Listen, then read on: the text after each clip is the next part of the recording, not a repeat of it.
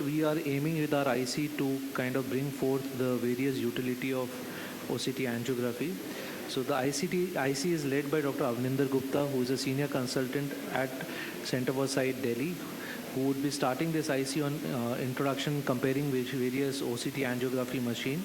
I'll be taking it forward. I am Dr. Ritesh from LVPI Hyderabad. I'll be talking about artifacts and interpreting Octa in presence of artifacts. We have Dr. Puneet Gupta with us, a senior consultant from Sharnam Eye Center in Ghaziabad. He'll be taking us through Octa patterns in AMD. Dr. Anand Rajendran joins us from Arvind Chennai, Arvind Chennai, and he'll be talking about the wide field role of OCT angiography in diabetic retinopathy. Dr. Ajay Purohit from Center for Sight, Jodhpur, would be talking about role of Octa in retinal vascular disorders and optic nerve head diseases.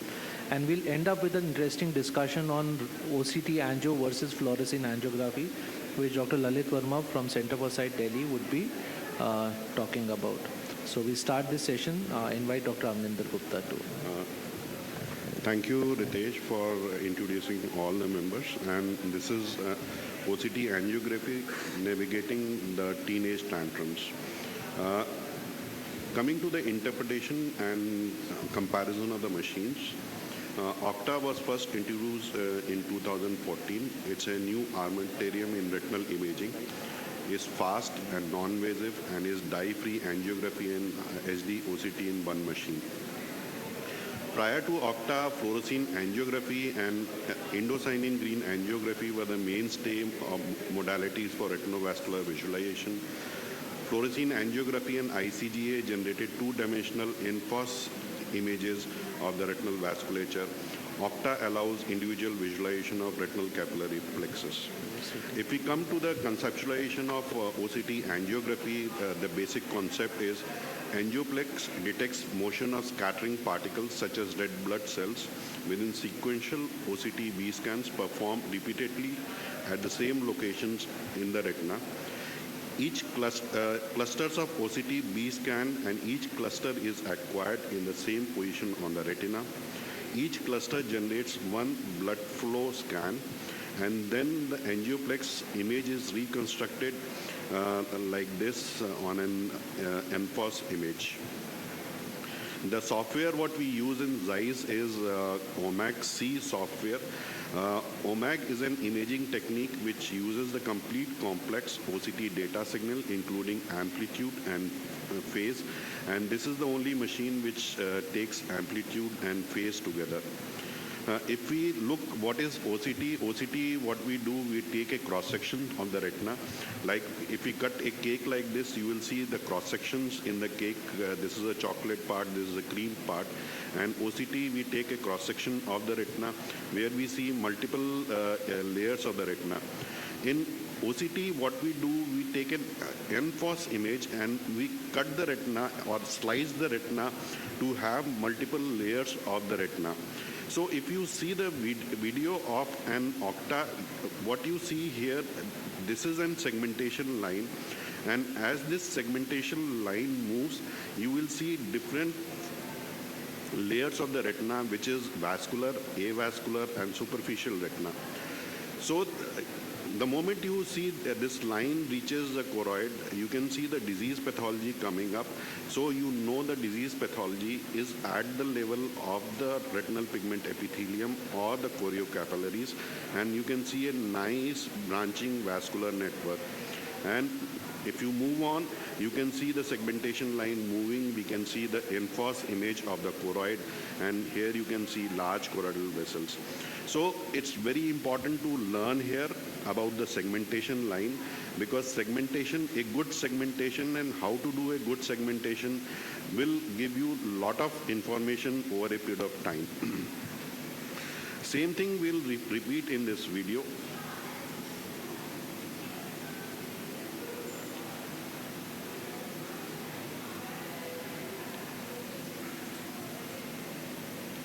This is the non-invasive dye-free angiography with single scan simplicity. The motion of red blood cell is detected by sequential OCT. It is performed repeatedly at same location Based on the properties of the light reflected from RBC, motion is detected and vessel with blood flow are identified. Real-time tracking of the eye movement with FastTrack results in motion artifact-free images, which is available in few machines like Zeiss and Heidelberg. FastTrack immediately recovers from eye movements and blinks, so you don't see motion artifacts in these OCT pictures. OMAC take full advantage of the amplitude and phase from the OCT and gives multiple slabs of the retina. This is the superficial slab, the deep retina, avascular slab. Each slab is color-coded in red, green, and blue, and a comprehensive image is then generated.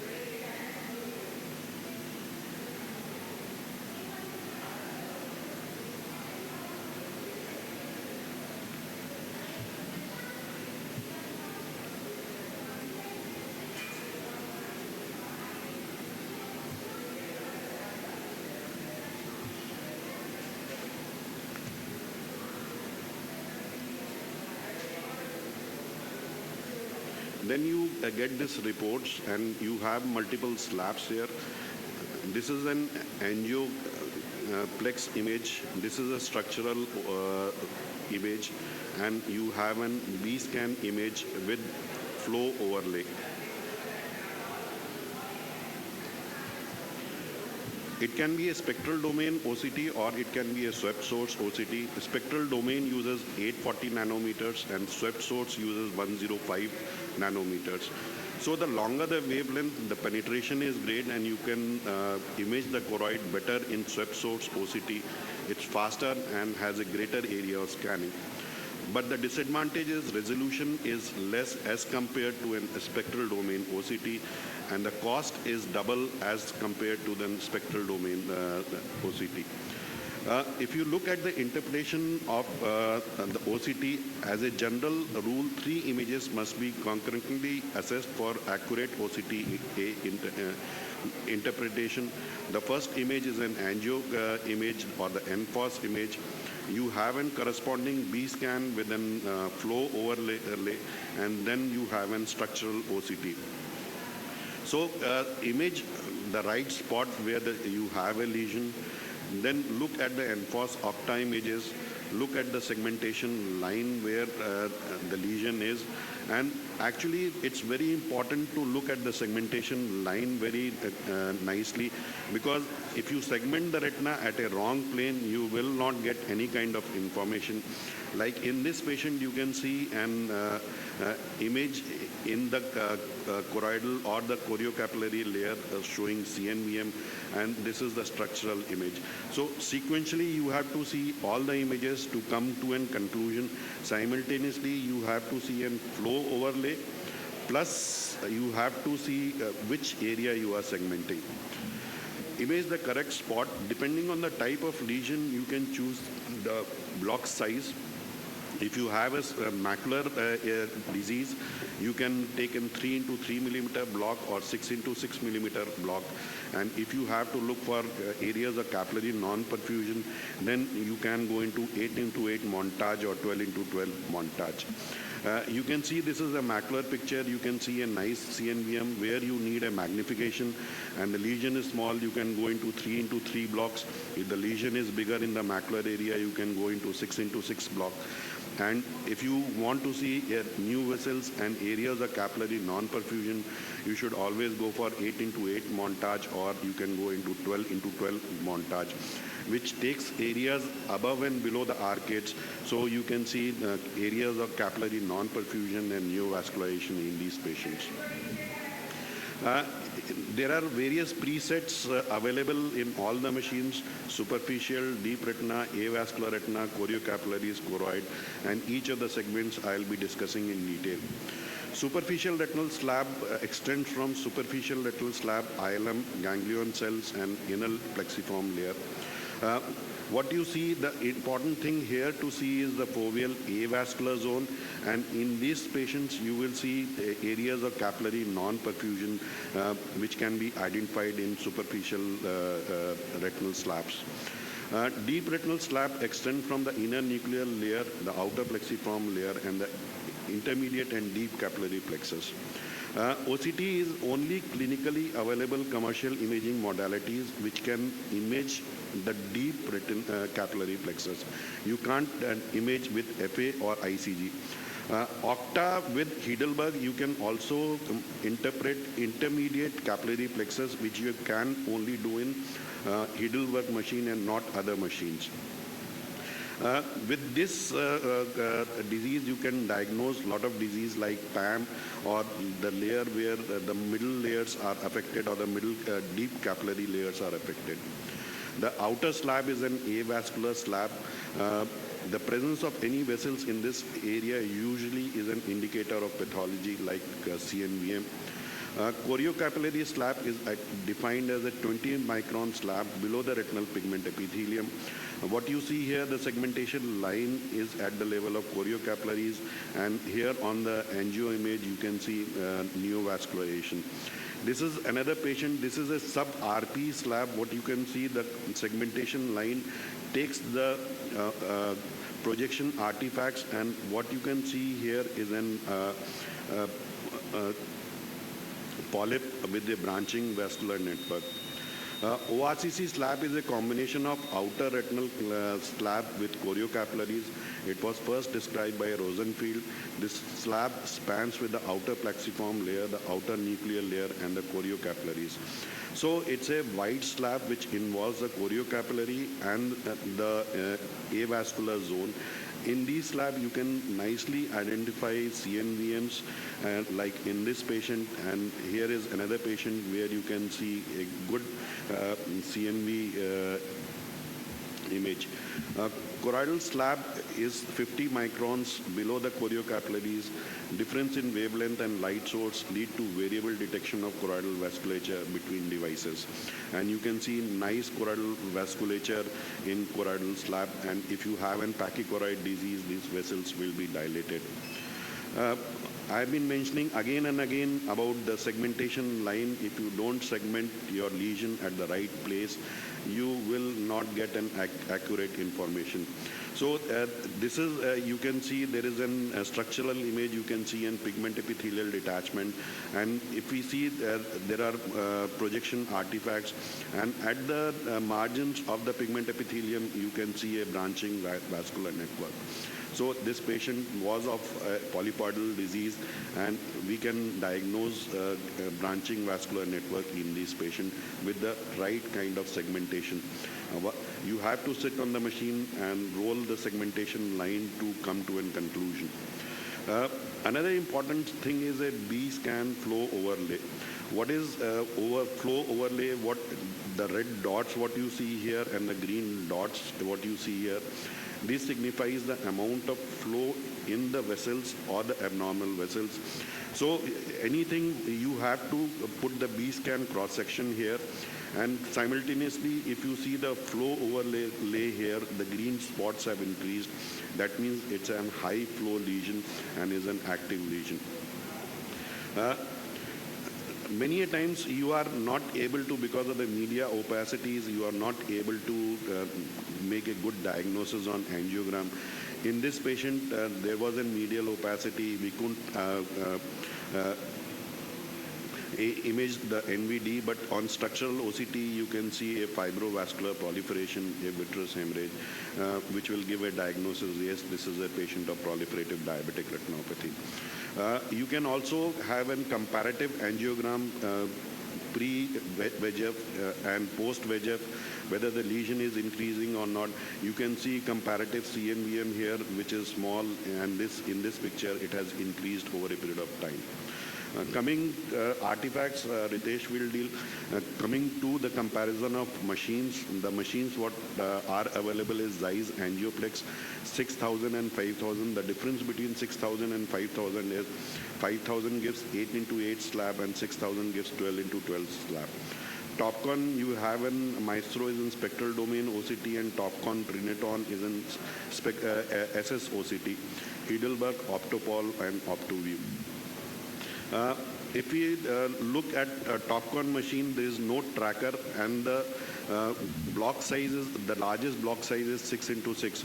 So in this machine, you can only scan the macula. You can't look at the peripheral lesions, and it's very difficult to identify. So it's only limited to the pathology of the disease in the macula, not beyond the macula. The images, once you increase the block size, the images are not very clear. But if you compare with SS OCT, the images are much better in SS OCT. I will, Heidelberg, this is one of the best machines what I have seen. I think Puneet will show you the photographs and you will get impressed with this machine. And the depth or the axial resolution is 3.9 microns as compared to 5 microns in Zeiss. But the only disadvantage is it gives 9 into 9 slab. So imaging the peripheral retina is not so good in Heidelberg as compared to Zeiss. OptoView, I personally has not seen this machine. The pictures are not very good, so I will not recommend Optopol review to your patient, to you. So to conclude, all three images, NFOS, Octa images with structural images with B-scan overlay should be assessed for the correct diagnosis. In doubt, always sit on the machine for correct segmentation and B-scan overlays. It is an evolving technology with a lot of thing to learn over a period of time, and a lot of development is occurring in OCTA technology. So every time we'll come with a new information about this machine. Thank you very much for your kind attention. Thank you, sir, for a lovely disposition. Now invite Ritesh to talk on artifacts and interpreting Octa in presence of artifacts. In the interest of time, we'll take questions at the end of the session because we're a little backed up. Thank you. Good afternoon, and thank you, Dr. Avninder Gupta, for inviting me to this introduction course, and Dr. Anand for introducing me. I'll be talking about interpreting Octa findings in setting of artifacts. As I talked about in my introduction, Octa is a very beautiful tool, and we are learning so much new as we are dealing more and more with Octa. It provides us with a non-invasive high-resolution imaging, which are very nicely depth resolved into different segments, as Dr. Avninder had pointed out. But no other retinal imaging modality has so much discussion on interpretation and features of interpretation as Octa has. And the major reason is Octa and artifacts somehow go kind of hand in hand. Even the word artifacts has two connotations. I've just put it there. Both are right. So Octa and artifacts practically go hand in hand. And I would put a disclaimer very openly. All OCT angiographies are subject to artifact risk, and please read them with very carefully understanding this artifact and reporting them accordingly. So artifacts can arise in Octa, which can be because of patient-related factors. This can be because of some image device or the algorithm limitations which are there, which can all lead to artifacts. Also, there are a lot of patient factors, means what patient cooperation factors and also patient disease related factors. I'll be talking about them as we go in the slides. When we are interpreting Octa in presence of artifacts, it's very important we take certain steps to mitigate their influence. We also, which I'll again discuss in detail, we also look at the clinical context of the disease. We look at other imaging modalities to corroborate our images, and at the end of the day, use a wise clinical judgment to finally come up with an answer.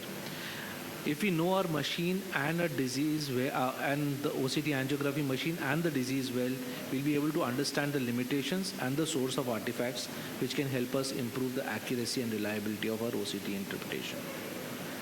So coming to artifacts, there are multiple list of artifacts. I'll be touching upon some common ones. I'll start off with some of the artifacts which practically happen because the image acquisition was not appropriate or patient was not cooperative. You can have blink artifact where a segment of OCT angiography images are practically missing in the center, or you can have a band artifact where a patient moved during the scan being taken. In these conditions, one has to repeat the OCT angiography. This is checked at the level of the operator. A better cooperation from the patient can be taken at this stage and repeat the OCT angiography at this stage itself. Again, because of acquisition problems, you can have stretch artifacts and duplication artifacts wherein you actually see the same vessels twice in the same patient. Even dry surface, when the cornea becomes too dry, you can have this kind of artifacts coming up. If there is a fixation issue, consider taking a smaller size scan. We have been talking about how Octa has expanded to 12 by 12 montage and 12 by 12 6 by 6. But remember, the larger the area that you're going to be scanning, more the time the patient will have to sit in front of the machine, more will be the number of A scans being taken, and the lesser would be the cooperation coming from the patient. So if you have a lot of artifacts coming in, it's better to reduce the size of your scans so you can have faster scans. Again, machine differences would be coming into play, but a smaller scan generally would have lesser number of A scans, and then you will be able to have maybe a better quality image, which are because of patient factors. As I said, if you know your machine, Dr. Gupta talked about it, how different machines have different kind of scans, which have been shown in this slide, how an RTView from Spectralis varies in the number of scan speeds that they have, and the scan speed will determine how much time for acquisition it would be taken by each of these machines, also by the slab that these machines are taking. Also, you can have artifacts because of certain attenuation factors coming from something in front of the retina. So maybe a blood clot or a big floater, it will have something called as flow signal attenuation artifact or shadowing artifacts. The light is blocked when the image is being acquired, which does not permit the light to reach deeper levels. Suppose you have a really thick hemorrhage sitting right in front of the retina, you may not be able to acquire these images. Decentration artifact also happen because of the time of acquisition, and again requires one to repeat the scan at the same time. Two very important artifacts which we deal with daily are projection and segmentation artifact. I'll first talk about projection artifact. Basically, projection artifact means when the superficial blood vessels get reflected into your deeper scans also. This leads to very false positive kind of signals coming from deeper layers, creating host vessels and us to interpret these signals as probably we are dealing with the neovascular membrane. This is typically more important when we are dealing with wet ARMD cases where you are looking at ORCC slab or choriocapillary slab and you're trying to look for vasculature there. So projection artifact can help disturb us there. They also get disturbed more when the contours of the retina are disturbed with presence of pigment epithelial detachment, which causes the retinal surface to contour in a different way, and these projection artifacts come. I'll share with you an example here. Important thing what Dr. Gupta also mentioned to rule out or look for projection artifact is to switch on your B scan flow signal. So that's one of the easiest way to look for projection artifact. When you switch on the flow, this is corresponding images with flow off and flow on. When you switch on flow on, you start seeing these vessels appearing as, do I have a pointer here? Cursor is not, cursor, okay, yeah. So when you switch on the flow here, you can see these red flow signals coming up in the superficial layers. So what is recommended is you look at the flow from the superficial, then you look at the same flow in the deep layer. If the flows are really corresponding with each other, there is more likely to be an artifact from projection, a projection vessel which is getting reflected onto a deeper layer at the level of RPC. While if you look at this particular flow here, this is coming from actually the diseased vessel here, which is coming only from the network here. There is nothing corresponding on top of it. So this is an important, easy way to determine whether you're looking at projection artifact or not. Again, just to highlight the same thing in a more expanded way, these are all signals coming from your main vessels in the superficial plexus, while this is your actual diseased vessel.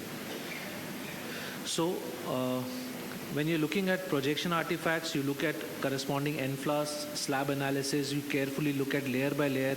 Dr. Gupta talked about scanning the OCT angiography from top layer to bottom layer. You can actually see the vessel being reflected into the same vessel anatomy being seen in the deeper layer.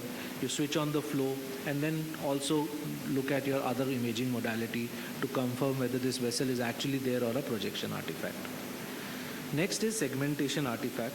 Segmentation artifacts typically happen when your segmentations are not correct and one vessel from an upper layer gets reflected in your segment in a deeper layer or so on and so forth. Why I put this slide up is because to make you understand that segmentations in different machines vary. Each of these machines have different algorithm.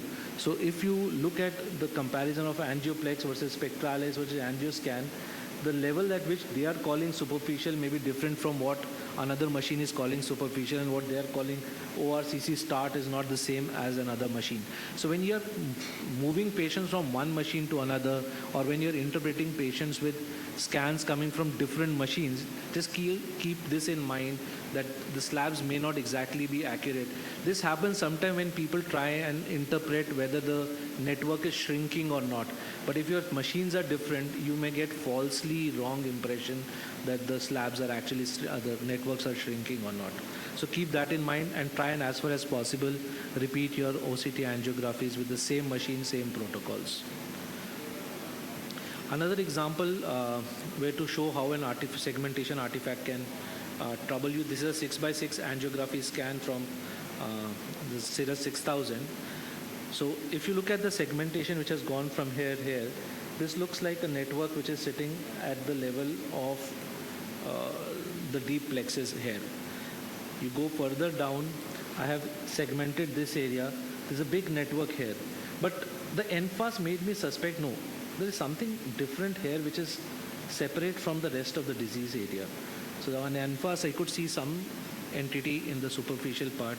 I took my segmentation correct. I went to the RP fit scan, took my scan crosshair to that level, and that is exactly what I get a complete network on. So the way you segment your disease will give you the correct interpretation of the disease. So you point your crosshair at the right place, you select the correct slab, and then you will be able to pick up the complete network. Another patient, multiple drusen's with segmentation happening at the superficial level, wondering where actually are you dealing with, where is the network, is this the network, is this the network, I have a RP fit slab, is this a vessel or not? So just moved the slab a bit, adjusted it according to my requirement, and this is actually the complete network which I can get. As Dr. Gupta pointed out, you sometimes need to go back, sit on the machine, spend time, move. You can change these segmentations also. You can move your segmentation thickness. You can. These are prefits, but these prefits can be adjusted to look at the disease in more detail. So this is the complete network which we were talking about. Similarly, in the other eye, where actually this polyp is there, which is visible as a high flow signal under a PED and a network here. Last word of caution, too much of manual segmentation can also introduce artifacts. You may be over-diagnosing things also, so just be careful. Don't start too much of it also. To summarize, OCT angiography as a tool has added a lot to our armamentarium. It requires it gives us a lot of in-depth analysis about the NFAS visualization of the disease. But artifacts are its weakness, and with careful understanding of these artifacts and how to overcome them, we can really come up with much better diagnosis. Only thing I would say, spend time with your machine, and your picking up of artifacts would become much better. Thank you. Actually, thank you, Ritesh, for very informative talk and very good illustrations. I'll request Puneet to come and have. One thing what I will suggest, you can also increase the width of the slab. You can increase the distance between the two slab, and you can get more information, like what you see in ORCC. The slab is wider. If you think the slabs, you can go on to RP fit and increase the width. You can get more kind of information. Any questions from the audience about these two talks? We'll take up questions from the audience. Yes. What I find from this discussion is that OCTA is terribly operator dependent.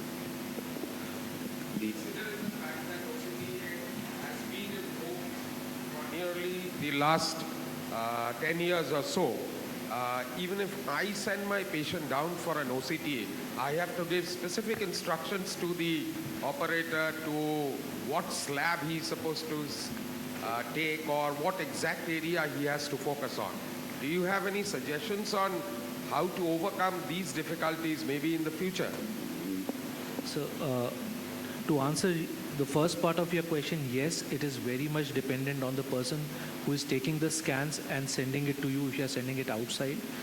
Generally, at a big practice like where I am working, where we have so many OCT angiographies happening, we generally follow a standardized way of scanning which have been explained to the operators who are doing it. If we need anything specific done, we have to put a remark on at the time of sending the patient up. Generally, what we recommend for all our patients is to take a 6x6 slab, which is generally a recommended 6x6 at whatever machine it is. If it is Heidelberg, it is generally 20 degree by 20 degree. And if we need a white field, we'll specifically ask for it. Or if there is a specific area we need to localize, you have to ask for it. And yes, you rightly said, it's not as clean as an OCT where you just send and it comes back to you. You are dependent a bit upon the person who is doing it. What I do in my practice is I ask my technician to take the slabs acquisition, and then I go on the machine and do a segmentation and print out by my own. So this way, the only thing is I can go in next room and take the slab and give the report. Other thing what you can do, if you are using Zeiss system, then you can get an information or the Zeiss flow where you can do all this manipulation in your room. So that is very helpful. But yes, interpreting Octa, you need to sit on machine, and by doing a lot of segmentation and watching, correlating a lot of things together, you come to learn a lot new things over a period of time. I just want to ask Dr. Amrinder that in SD-OCT, how there is more better resolution, though the wavelength of swept source is more 10. That's what I mentioned. The resolution is less in SD-OCT. In spectral domain, it's more as compared to an swept source OCT. Because more wavelength has better penetration. Penetration is more, you will get a better choroidal images and better scleral images, but the retinal images will not be so clear. The resolution of the superficial plexuses are much better, or the retinal vasculature is much better with spectral domain OCT, but the choroidal networks are picked up much better with swept source. So that is the difference seen. Good afternoon, everybody. Thank you, Amrinder, for giving me this opportunity. I'll be talking about the patterns to evaluate age-related macular degeneration with OCT angiography. Macular degeneration is one retinal disorder which utilizes the potential of OCT angiography the best, which translates into the clinical practice and management of macular degeneration. It is just a small repetition of what Amrinder and Dr. Ritesh has told, but on the left, just repeat a little bit. On the left-hand side, there are cross-sections of retinal layers. These en face maps of vascular patterns at different levels of retina are developed in OCT angiography. And in addition to the slab-based en face angiogram, OCT data can also be viewed on the cross-section. The yellow dots here, this is the Heidelberg machine, where the flow is depicted in yellow dots, and these are the areas where the flow is present. In macular degeneration, we mostly focus on this area. These are the superficial vascular network. This is deep vascular layer. This is avascular complex, choriocapillaris, and choroidal vessels. Most of the macular degeneration management needs can be utilized with assessing this area, except the RAP or type 1 lesions. For vascular diseases like diabetic retinopathy, vascular occlusions, we look in this area, that is superficial vascular and deep vascular complex. Now, OCT angiography has high sensitivity and specificity in detecting the choroidal neovascular membranes, and studies have demonstrated the ability of OCT angiography to clearly visualize all three types of macular degeneration, macular neovascularization. This is a type 1 macular neovascularization where you can see that there is a yellow flow here, which is below the RP, and on the slabs you can see this network is present, which is present below the RPE. This is type 2 macular neovascularization, where you see the vascularization, neovascularization above the RP, and which can be better located when you assess the cross-section flow simultaneous with the NFAS images.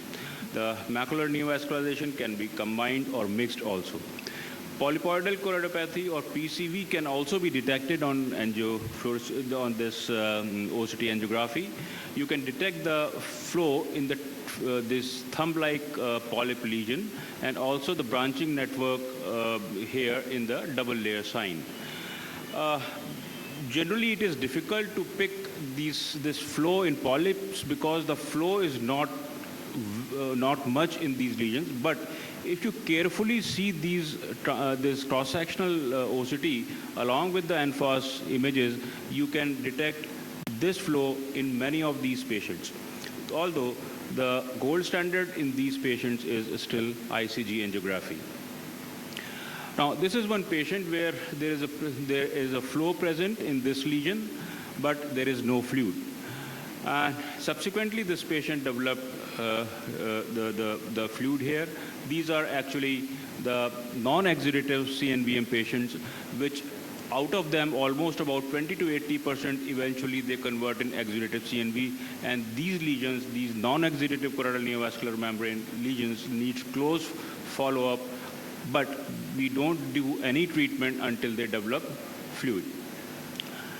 They are best found on OCT angiography, and they are very easily missed on fluorescein angiography and also on OCT.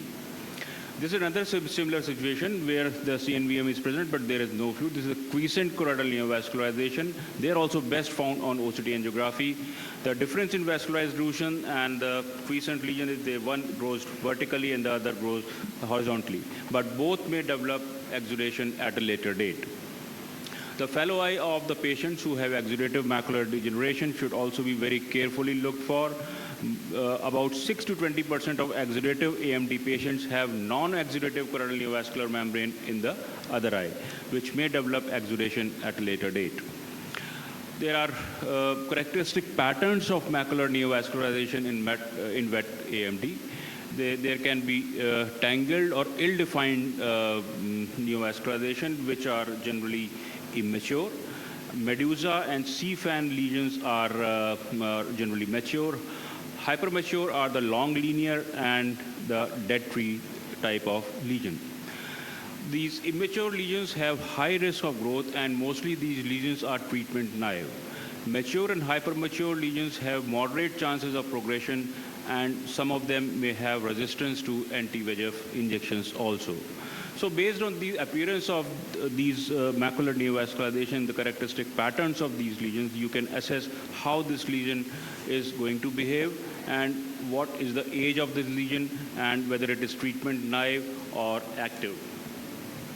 Now, apart from the branching networks, there is a characteristic dark halo, which is also the activity biomarker in these macular neovascular, these macular degeneration patients. You can differentiate between the active and non-active macular neovascularization. Generally, the densely packed nets or C-fans or extensive branching, extensive capillary sprouting, numerous anastomosis, they are generally the active and immature lesions. They probably need treatment. The larger diameter filamentous vessels with lesser branching, lower capillary sprouting, and anastomosis, they are generally mature lesions, and sometimes they are not so responsive to treatment. Treatment response can be monitored seeing the appearance of the neovascularization. These are the serial pictures of OCT angiography of a patient. You can see the response of after giving the injection, there is a regression in the neovascular network, but it again regrows.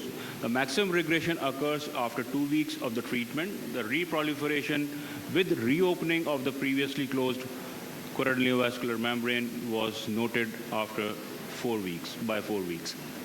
This is an interesting patient, lady who had 6/9 partial vision in the left eye.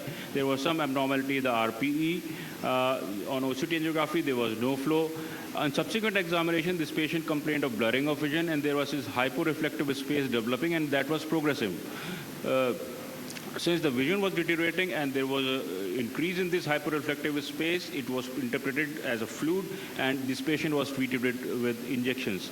But it did not improve, and the lesion, the hyperreflective space kept on increasing, and the vision also deteriorated. OCT angiography revealed that there was no flow. This was actually a patient of adult onset vitelliform dystrophy, which was interpreted as macular neovascularization. So OCTA is a reliable tool for confirming the absence of neovascular disease also. Sometimes in chronic CSR also you see similar kind of pictures. OCT angiography has a role in in assessing the progression of dry macular degeneration also. The choroidal vasculature can be visualized with geographic atrophy areas, within the geographic atrophic areas, and OCT angiography has a role in it. Excellent correlation between the fundus autofluorescence and fast OCT and OCT angiography for the determination of geographic atrophy extension area can be seen.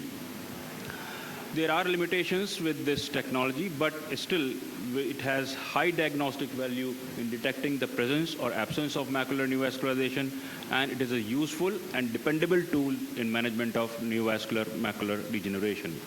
In future, in very near future, we'll have artificial intelligence which will be helping us in detecting AMD and differentiating it from other maculopathy. It will help in improving the resolution and removal of the artifacts, and measuring vessel density, fractional dimension will help in assessing whether the neovascularization is active or not. Thank you very much.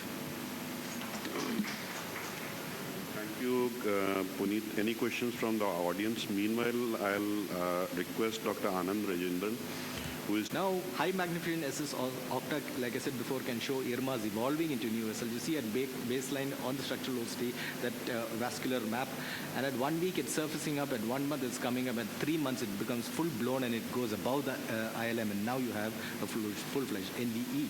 Again, this panel shows the evolution of NVE. On Octa at baseline, you see that big hypervascular map on the structural OCT, and you can see a small microfront right here.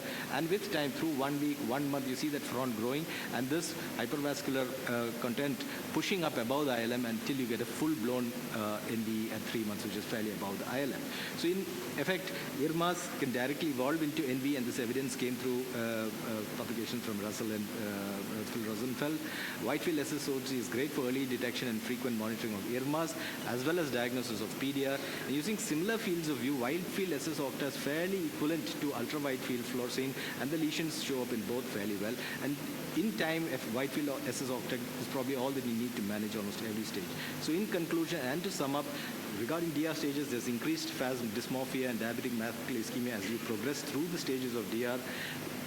Increased DME severity and phase area on the Octa, and increased foveal thickness will correspond to worsening acuity. DME anti-VEGF response, poor responders will show you significant damage to the DCP, not quite the SCP. Markers for poor response would be DCP loss and corresponding OPL disruption. Degree of diabetic macular ischemia can be reliably assessed by Octa SCP, and importantly, Octa DMI assessment, you will find substantial integrator agreement for DMI in using Octa, much more than for FFA. Peripheral capillary non-perfusion, the Octa phase dysmorphia and the diabetic macular ischemia will correlate more often than not to increasing peripheral capillary non-perfusion, and Whitefield SS Octa has the potential to replace color fundus imaging and FFA as the gold standard for DR management as we go forwards. Thank you. Thank you, Dr. Anand, for a very lucid talk. I'll invite Dr. Ajay Purohit. He'll be speaking on role of Octa in retinal vascular disorders and optic nerve head diseases. Dr. Ajay Purohit is a senior consultant at Center for Sight Jodhpur, and he is among us the first person who showed interest in Octa and has a very great knowledge about the machine. Thank you. Thank you, Avninder sir, for giving me this opportunity. Today I'll be discussing role of Octa in retinal vascular disorders and ONH disease.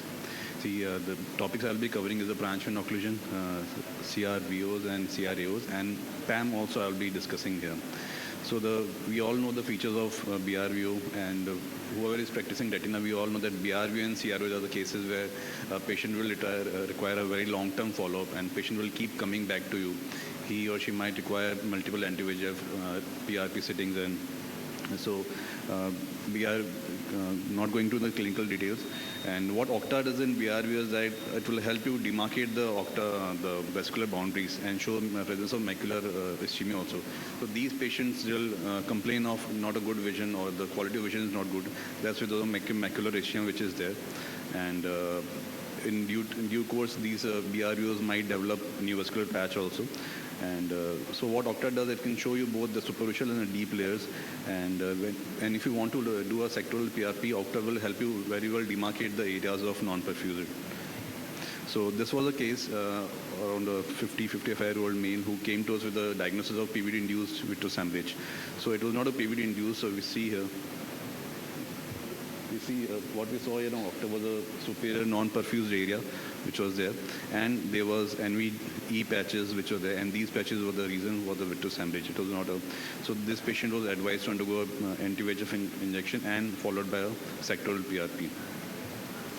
It was case 2, will show how OCTA helped in this patient. This is a 74-year-old male patient, hypertensive patient, who came to us with a history of scotoma in his right eye. You see this? This is a small branch vein occlusion which has happened in this patient, and this is what the scotoma was because. But what happened was he was complaining of the decreased vision in the left eye too from past 1 year. So we scanned the left eye also, and this is what we saw. There was a macular ischemia which has developed, and you can see on OCD also there is a GCC and RNFL loss corresponding to a presence of an old BRVO. So we did a 8x8 montage of this patient, left eye of this patient, and you can see there was a huge area of non-perfusion. Superior temporal area was completely non-perfused, and there was an area of macular ischemia. So this patient was advised to undergo only sectoral PRP, and the other eye was kept under observation because there was no macular edema. This was a case 3 of a hypertensive female patient who came to us with macular edema and BRVO. We see this is a 6x6 montage image of this patient, and you see inferiorly there's an infratemporal branch vein occlusion, and there was area of there are multiple areas non-perfused. You can see the superficial area which is they are non-perfused. The patient was advised PRP, but she refused, and she's still under follow-up. So this case will help you to understand the role of OCTA in follow-up of BRVO patient. She was she didn't have any medical history, but she did present to us with a BRVO. On OCTA, what we saw was there was inferior-temporal branch vein occlusion. And you see this area, this was an area of NVE, and what we saw on ONFAS was this and small patch of NVE. And we see the deep layer, what Dr. Avninder sir has taught about the ONFAS image. This is the ONFAS of the deep layer. You can clearly see the inferior layer and the superior ONFAS image. This the inferior-temporal area shows presence of ischemia in the deeper layers also. So she had an area of macular ischemia also, and this was you see here, these are the vessels, edema developing here. And she was advised to undergo anti-VEGF injections, and she did undergo multiple sittings of PRP. She came back to us after 2 years, and what we see after 2 years, we repeated her OCTA, and what we saw was that a small NVE patch has increased now. And there are areas of vitreous hemorrhage which has occurred here, and there are more patches of NVEs which are developing. Here it was a single patch here, now there are multiple patches of NVE developing. So again, she was advised to undergo anti-VEGF and PRP augmentation, but she refused this time, and she came back to us after 1 year. So after 1 year, we again did a serial OCTA, and what we saw was the NVE patches are still going up. There was this bunch of NVE. There are multiple areas of NVE. This time again, she was advised a PRP and PRP augmentation and anti-VEGF. This time she did undergo anti-VEGF and PRP, and this is how you can see the NVEs have regressed. This patch has gone down. These patches have also gone down. You see these very thinned out patches which are there, and this blob is also gone. But still, the macular ischemia is still there.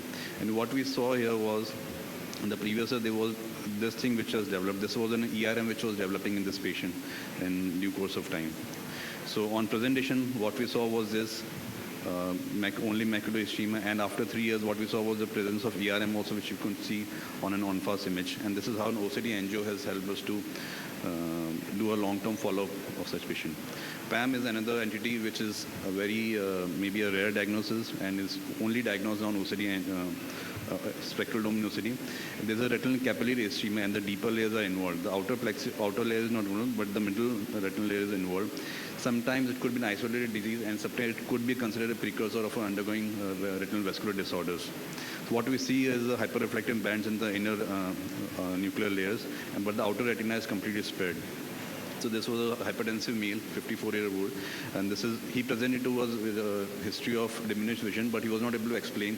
Vision was around 6/12, and this is what we saw. We see these patches, whitish patch, which are there on the OCT angio. These whitish lesions, they denote capillary ischemia. And what we saw on SD-OCT was these hyperreflective bands. This is a normal retina, and these are the hyperreflective bands present in the inner nuclear layer. So this confirmed our diagnosis of PAM. And again, what only OCT angio does is the deep layer we see. You see the superficial layer is near about normal, but what you saw on the deeper layers was the ischemic deeper layer, which is again a confirmatory of PAM. And another is CRAO, and which on presentation it does involve inner retinal layers and edema of the layer. And okay.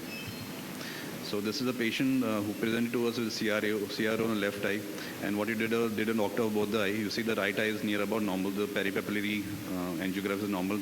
The left eye you can see these capillary dropout areas, the extensive capillary dropout areas, and this patient developed an MI 1 week after CRO. And he came back to us 1 month post CRO. There is recanalization of vessels, so we can see on presentation and after 1 month, these small capillaries, they have opened, but still the density of capillary has actually gone down. And OCTA does help in glaucoma also. This is what a normal OCTA peripapillary nuclear ONH OCTA looks like. And we all know OCTA, we have a wedge-shaped defect in glaucoma, which are the capillary ischemic areas. And this is a young female patient with glaucoma. On presentation, there was this wedge-shaped defect, and this corresponds to capillary dropout areas on OCTA also. And after 3 years, when we again imaged her, the wedge-shaped defect is actually widened, and the capillary non-pressure actually increased. The pressures are well controlled, but she's still developing the wedge-shaped defect is still increasing. Thank you. Thank you, Ajay.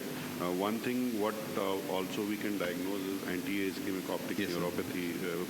We can, seeing the vascular pattern at the optic nerve head, it gives very good images of anti-ischemic optic neuropathy. With this, I'll request Dr. Lalit Verma, who doesn't need an introduction, organizer of many conferences like this. He'll be speaking about will OCTA replace fluorescein angiography? Because till now we have been listening about dye-less angiography, and we are all thinking that now fluorescein angiography and fundus cameras are out of date. So he'll give insight whether FFA will stay or OCTA will replace and fluorescein angiography. Thank you, AG, for having me here. We have all heard about this dye-less angiography being used increasingly. But in this era of multimodal imaging, where so many things are required and everybody is depending on multimodal imaging, is FA or FFA dead or not? I personally feel FFA still has a role. The main reason is not that I'm against OCTA. It's primarily because you've heard all the doyens, but the amount of time it takes, for one in a busy practice, like Avninder was saying, that you have to go back and sit on that machine for a pretty long time. FFA has been the gold standard for decades, since the time Antony and Novotel they described long time back. Whitefield both is available in both now, FFA also, Whitefield and OCTA also. But the main advantage of FFA or the dye angiography is that the long experience which it has, and the least number of artifacts which has, because OCTA is like artifacts. I think Ritesh was covering very nicely, and it's a reality and picked up on OCTA also, but very nicely imaged on angiography. So these are a couple of situations where FFA may be is desirable, And I still feel FFA, although it has been covered up very nicely, but is not dead at all. There are situations where the FFA definitely yields a lot of information which has a decisive value in deciding your treatment, whether it is laser or injections. Future, I think, as of today, Octa is gradually replacing FFA, and most of us are tilting towards this non-invasive diless angiography.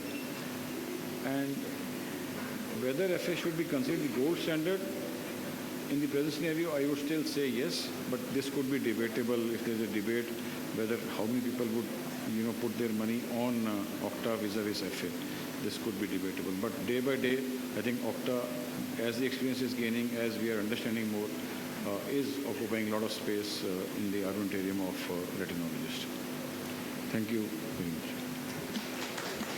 Thank you, sir.